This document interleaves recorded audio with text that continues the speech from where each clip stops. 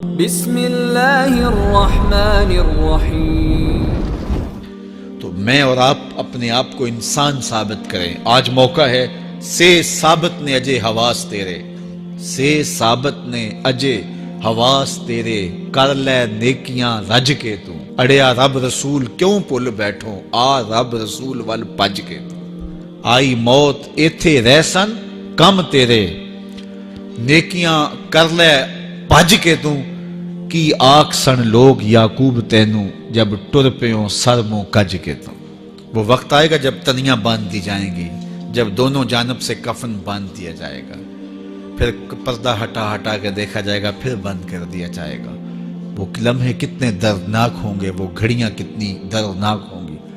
آج مجھے اور آپ کو اللہ نے موقع دیا ہے، تو آج حضور کی سیرت کو اپنانے کا، اپنی روحوں میں اتارنے کا۔ حضرت میاں شیر محمد شرک پوری علیہ رحمہ فجر کی نماز کے بعد یہ ٹوٹیاں نہیں جس طرح ہوتی، تو وہ چھوٹا سا برآمدہ تھا، تو برآمدے کے اوپر بیٹھ کے وظائف کرتے تھے، اور پھر اشراق کی نماز تک وہاں بیٹھتے اور پھر تشریف لے جاتے۔ گرمی کی شدت تھی، تو حضرت فرائض کی ادائیگی کے بعد وہاں چلے گئے، تو نمازیوں نے آپس سے مشورہ کیا کہ یار حضرت کو عرض کریں کہ بارش کے لیے دعا کی جائے۔ تو حضرت جا کے وہاں اپنے وظائف میں لگ گئے، تو انہوں نے کہا چلو ہم مسجد کے صحن میں کھڑے ہو جاتے، حضرت توجہ کریں گے۔ تو جتنے نمازی تھے وہ سارے صحن میں کھڑے ہو گئے، اور برآمدے کے اوپر میاں صاحب وظائف میں لگے۔ جب آپ کی نظر پڑتی نا لوگوں کی جانب، تو جتنے بھی نمازی تھے سارے ہاتھوں سے اشارے کر کے کہتے، یعنی دعا کرو۔ زبان سے نہ بولتے، ہاتھوں کو ایسے ہلاتے اور یہ کہتے کہ ادھر آسمان کی طرف اشارہ کر کے کہتے دعا کرو۔ میاں صاحب پھر وظائف میں لگ جاتے۔ پھر جب میاں صاحب کی آنکھ اٹھتی نا، تو یہ سارے ہاتھ اٹھاتے اور آسمان کی طرف ہاتھ اٹھا کہتے۔ میاں صاحب پھر وظائف میں لگ جاتے۔ جب 2-3 مرتبہ ایسا ہوا نا، تو میاں صاحب کی ہنسی نکل گئی، اور ایسے آسمان کی طرف دیکھ کے کہا چل ہن پا دے۔ کہتے ہیں بس یہ بات کہنے کی دیر تھی کہ چھم چھم می برسنے لگا۔ تو جب کوئی حضور کا ہو جاتا ہے تو رب اس کو اپنا محبوب بنا لیتا ہے۔ تو حضور کی محبت خدا کی محبوبیت کا ذریعہ ہے، اس لیے ہمیں حضور کا پیار اپنی روحوں میں موجزن کرنا ہے، حضور کی محبت اپنی روحوں میں اتارنی ہے، اور محبت اپنے تمام تر تقاضوں کے ساتھ جب روح پذیر ہوگی، تو پھر ہمارا انداز زندگی بھی سنور جائے گا، ہماری آخرت بھی سنور جائے گی۔ محبت کے من جملہ تقاضوں میں سے سب سے بڑا تقاضا محبوب کی اطاعت ہے، کہ بندہ جس سے پیار کرتا ہے اس کی بات مانتا ہے۔ یہ ہے دعوی محبت کا ثبوت، اس کی دلیل۔ اور حضور کے صحابہ کی زندگیاں دیکھیے کہ انہوں نے حضور علیہ السلام کے ساتھ کیسے پیار کیا، حضور کی محبت میں اپنی عادتوں کو بدل دیا۔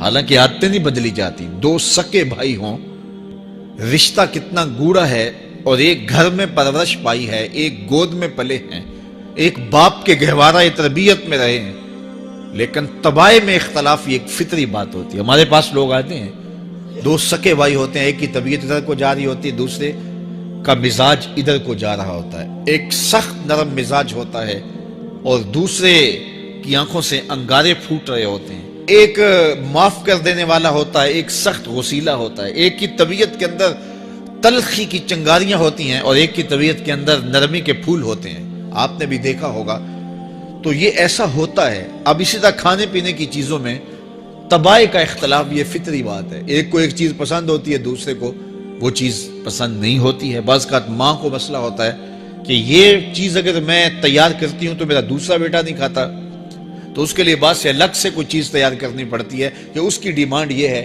اور میرے اس بیٹے کی ڈیمانڈ یہ ہے۔ مائیں مزاج سمجھتی ہیں، ایک آغوش میں پرورش پانے کے باوجود خون ایک ہے، گہوارہ تربیت ایک ہے، دودھ ایک ہے، لیکن طبیعتوں کے اندر اختلاف پایا جا رہا ہے۔ لیکن صحابہ کی زندگیاں دیکھیے، انہوں نے اپنی طبیعتیں بھی حضور کی طبیعت کے سانچے میں ڈھال دی۔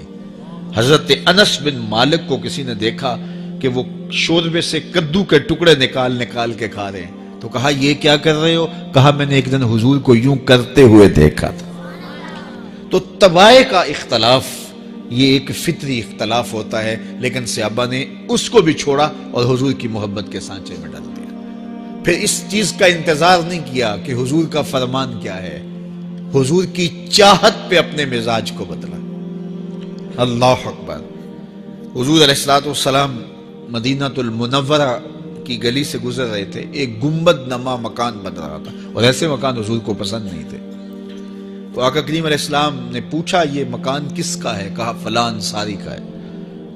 حضور گزر گئے، چہرے پہ تھوڑے سے ناگواری آثار حویدہ ہوئے۔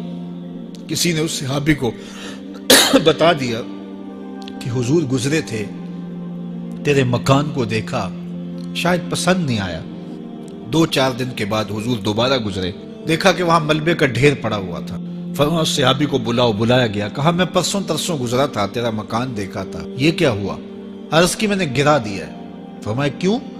عرض کی سنا تھا آپ کو پسند نہیں، سنا تھا آپ کو پسند نہیں۔ میں اور آپ دیکھیں ہمارا کیا کیا حضور کو پسند نہیں، سر سے لے کر پاؤں تک، نجی زندگی سے لے کے سیاسی زندگی تک، اپنے امور ذات سے لے کر کے اپنی معاشرتی زندگی تک، ہمارا کیا کیا حضور کو پسند نہیں، اور ہر وہ چیز بدل دیں جو حضور کو پسند نہیں۔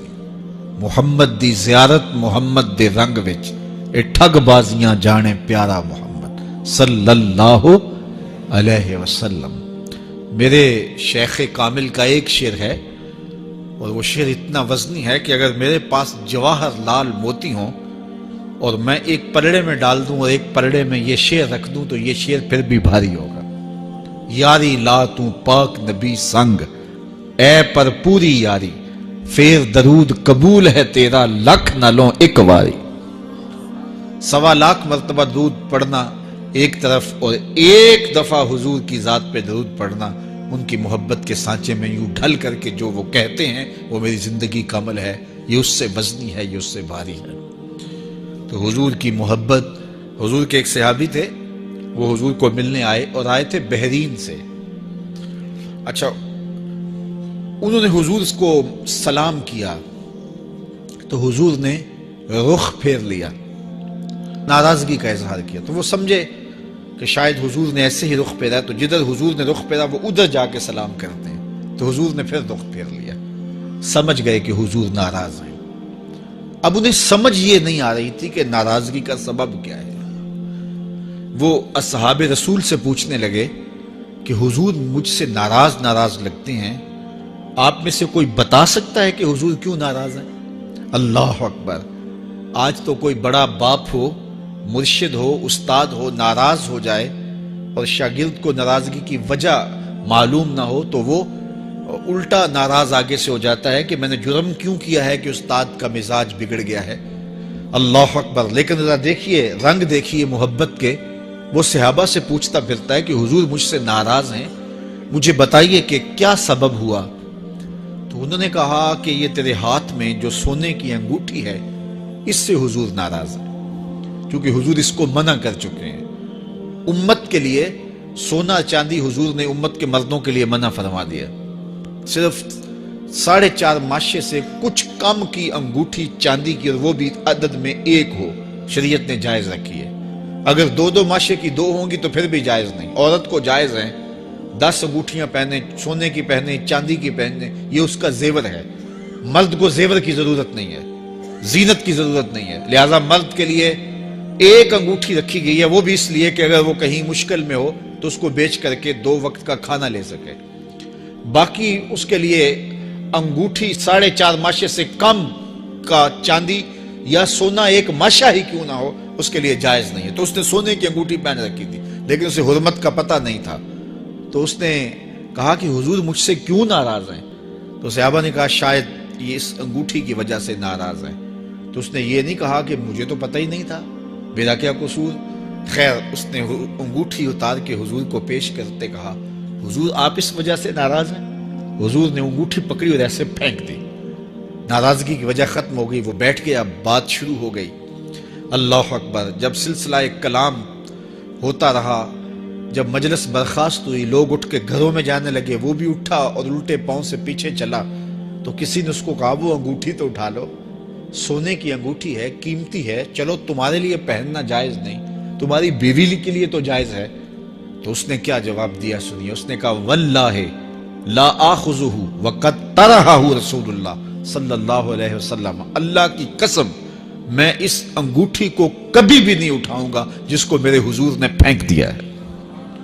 تو یہ تھی ان کی محبت، یہ تھا ان کا انداز. تو آئیے میں اور آپ حضور سے اگر محبت کرتے ہیں تو حضور علیہ السلام کا طرز زندگی، حضور کا انداز معاشرت اختیار کریں. کثرت کے ساتھ مائیں بہنیں بیٹیاں بھی موجود ہیں، وہ بھی اپنی اولادوں کی تربیت اس نہج سے کریں کہ وہ حضور کی سنت، حضور کی سیرت اور حضور کی اتباع کے سانچے میں ڈھل جائیں. زندگی کا مقصد ہی یہی ہے. آئے، بڑے ہوئے، جوان ہوئے، بوڑھے ہوئے، چلے گئے. ہم سے پہلے بھی چلے گئے، ہم بھی چلے جائیں گے، بعد میں آنے والے بھی چلے جائیں گے. لیکن حقیقی کامیابی اس کو نصیب ہوئی جس نے اس دنیا پہ آ کے دنیا کی زندگی کے مقصد کو سمجھا. ہم آئے کیوں تھے، زندگی کس لیے ہمیں دی گئی تھی. اکبر الہ آبادی نے کیا ستھری تنقید کی تھی. کیا بتائیں احباب کیا کارنمایاں کر گئے، بی اے کیا، نوکر ہوئے، پینشن ملی اور مر گئے. یہ کوئی کام نہیں ہے. ہماری زندگی کا کوئی مقصد ہے جس لیے ہم انسان ہیں، اشرف المخلوقات ہیں. دیکھیے گدھا سارا دن بوجھ اٹھاتا ہے. اللہ اکبر. میرے صاحب نے ایک گدھے سے بھی ایک موازنہ کیا ہے کہ سارا دن جو ہے وہ بوجھ اٹھائے اور کام کرے اور پھر مالک اس کو غذا بھی نہ دے. وہ جا کے روڑیوں سے اور باہر سے جا کے چر کے پھر آ کے کام مالک کا کرے. مالک اس کو دے بھی نہ اور وہ باہر سے کھا کے آئے اور کام مالک کا کرے. تو اگر بندہ ہو کے، انسان ہو کے اگر نہ کرے تو میرے حضور نے ایک لمبی ربائی ہے، اس میں آخر میں لکھتے ہیں تو چنگا یعقوب یا کھوتا تینوں شرم نہ آوے.